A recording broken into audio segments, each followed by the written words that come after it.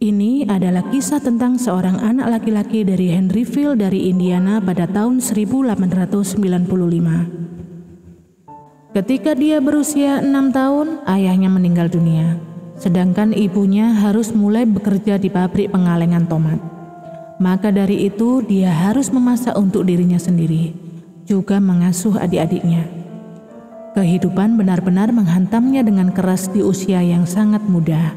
Dan karena situasi sulit yang dia hadapi, dia harus bekerja sebagai buruh tani di usia 10 tahun. Ketika dia duduk di kelas 6 SD, dia putus sekolah, memilih untuk meninggalkan rumah, lalu mulai bekerja sebagai pelukis kereta kuda.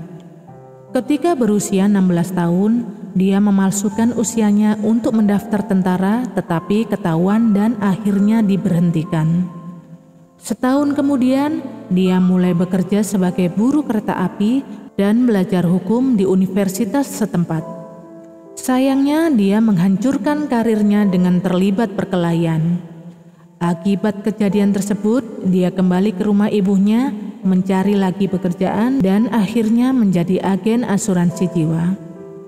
Setelah beberapa waktu, dia dipecat karena tidak mengikuti perintah. Beberapa tahun kemudian, dia mendirikan perusahaan kapal feri dan memiliki banyak peminat.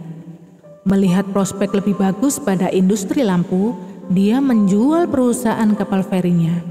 Sayangnya, ketika dia sudah mempunyai perusahaan lampu, dia kalah bersaing dengan kompetitor yang memiliki kualitas lebih baik daripada lampu buatannya. Setelah bangkrut, dia memutuskan untuk bekerja sebagai marketing di perusahaan ban. Tetapi sekali lagi, dia kehilangan pekerjaannya ketika perusahaan ban menutup pabriknya. Pada usia 40 tahun, dia bertemu dengan manajer sebuah perusahaan yang memintanya menjalankan sebuah bengkel. Tak lama setelah itu, bengkel tersebut harus tutup akibat krisis ekonomi.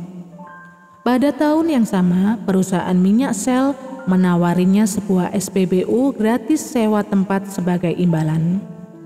Perusahaan hanya meminta persentase penjualan saja.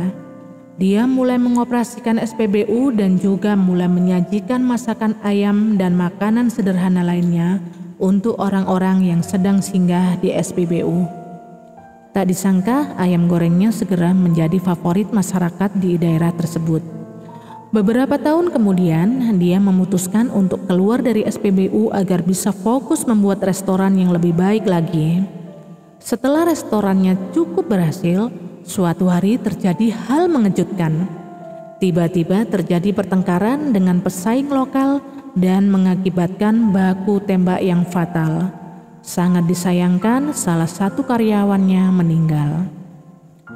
4 tahun kemudian, dia membeli sebuah montel di sebelah restoran ayamnya, berharap untuk bisnis yang lebih baik lagi. Namun montel tersebut terbakar habis bersama restorannya.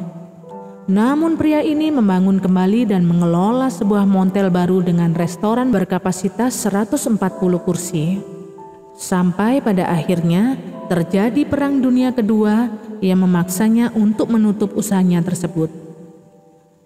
Ketika Perang Dunia berakhir, dia mencoba menjual resepnya ke restoran-restoran lain.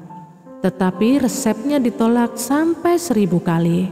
Sampai akhirnya pada tahun 1953, ia menjual resep rahasianya, yaitu ayam goreng Kentucky. Untuk pertama kalinya kepada operator salah satu restoran terbesar di kota itu. Dan dengan cepat, resep itu menjadi booming. Karena itu beberapa pemilik restoran lain mewaralabakan dan membayarnya 4 sen per ayam.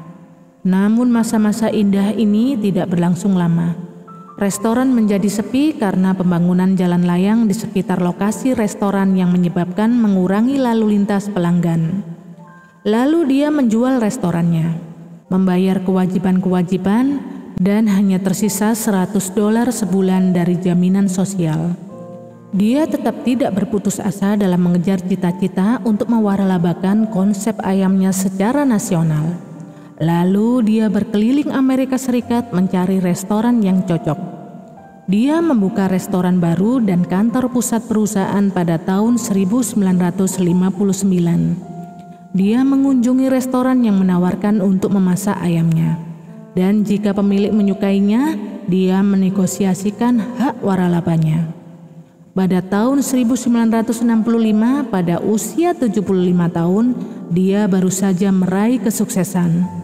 Setelah bertahun-tahun mengalami penolakan, kegagalan, dan nasib sial, pendekatan waralaba Kolonel Sanders menjadi sangat sukses. KFC adalah salah satu restoran cepat saji pertama yang berkembang secara global, membuka gerai di Kanada, Inggris, Meksiko, dan Jamaika. Dia melakukan perjalanan lebih dari 400.000 kilometer setahun, mengunjungi restoran KFC dan menyenangkan pelanggan di seluruh dunia. Wajah Kolonel Sanders menjadi simbol dari KFC sampai saat ini. Pada usia 90, Kolonel Sanders meninggal.